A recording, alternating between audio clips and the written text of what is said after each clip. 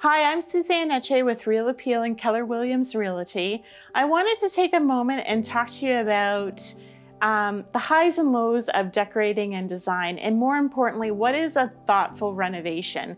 So I wanted to go through about 5 different points of what I think kind of keep in mind if you're going to be doing any renovating for a property. So the first thing I want to talk about is rip out or repaint.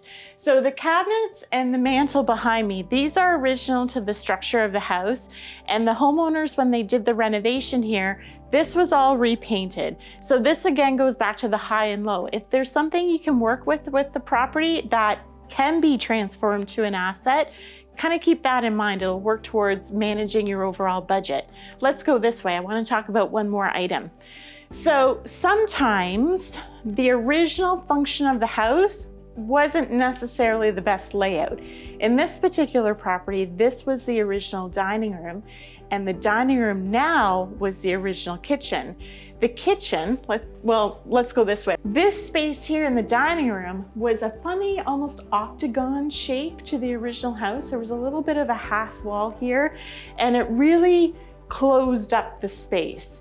So remember, this house was built in 1951, so it was original to the day of build. Think red cabinets, stainless steel countertop, and this kind of funny octagon shape with the cabinetry, and then the kitchen table sat in the middle. So when this couple purchased the home, we don't live like that now. So we really had a big discussion about what would make more sense for increasing the flow of the house and making more sense. So what we talked about and what they actually did was, this was the dining room. And so it made more sense to change the orientation of the function of the rooms. Having the kitchen here now offers more of an open concept, modern day living to how we live in houses. This, behind me where the stove is, this used to be a wide opening going to the back family room, and it didn't really make sense. So by closing off that wall, now we have a good stretch where we can have good workspace and upper cabinetry. I want to take you to the back room and show you another high-low of rip out or repaint. Okay, so for this room, this was almost like a 3-season room. It's now been updated and insulated better, so now it can be a 4-season room. This is the wall that used to have a nice big opening. It's been closed off, so now it's a standalone room that can be used for an upper floor media room, family room, even a homeschooling situation. Could be a main floor office.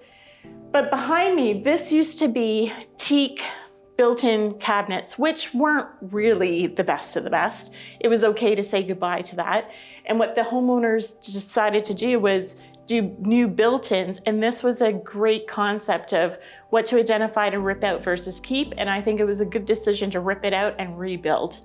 Let's go upstairs. I want to show you 2 more things. We're here in the main bathroom. One thing to keep in mind when renovating a property is identify if you can keep the current plumbing in its original location. So for this main bath, the homeowners, when they renovated, they didn't change the location of anything. Tub was always here, toilet was always here. They just upgraded the fixtures, which again, it works towards keeping your budget under control during a renovation. Let's head to the master. Okay, so this is the master bedroom. This is where the wall used to start. And when the owners were talking about renovating this space, what we needed to consider was how to open up the space and make better use of increasing the space for the ensuite and decreasing some of the space for the master bedroom. If the wall originally started here, this was a massive master bedroom. And there's a point where you don't need that much room in a master bedroom. So the decision was, move the wall out for the ensuite, bring it all the way out, build additional cabinetry for clothes and TV, and then ensuite. The ensuite bathroom used to only be about this big. So by pushing out that wall and pushing out the wall this way, we now have a 6-piece ensuite luxury bathroom, which is far more in keeping with today's living requirements and also expectations for, a multi-million-dollar property. I want to show you one more thing to keep in mind when renovating your property. Follow me. I think it's also important when renovating a property, keep in mind of areas where you can keep anything that's original to the home or might be even a quirky feature. These wrought iron handrails, these are part of the original build, and I think it really pays a special homage to the history of the home. Now, one more thing here is in the walk-in closet in the front hall, the owners decided to keep the original flooring.